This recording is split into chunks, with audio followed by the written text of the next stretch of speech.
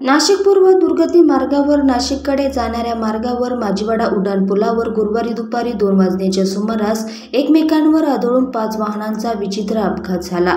या अपघातात वेगवेगळ्या 2 वाहनांमधील भरत चव्हाण वय 47 आणि दीपक सिंग वय 35 हे 2 चालक गंभीर जखमी झाले। या अपघातामुळे 1 तासापेक्षा अधिक काळ या मार्गावरील वाहतूक मोठ्या प्रमाणात खोळंबली होती।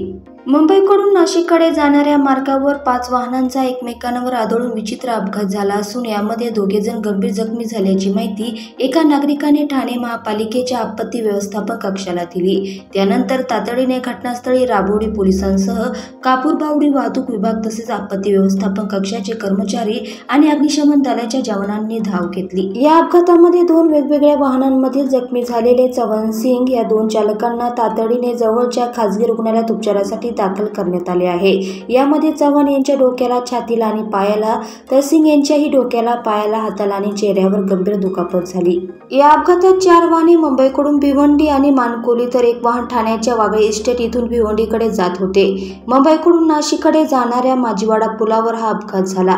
त्यामुळे ह्या मार्गावर वाहतूक शाखेने सुमारे तासभर वाहतूक बंद केली होती।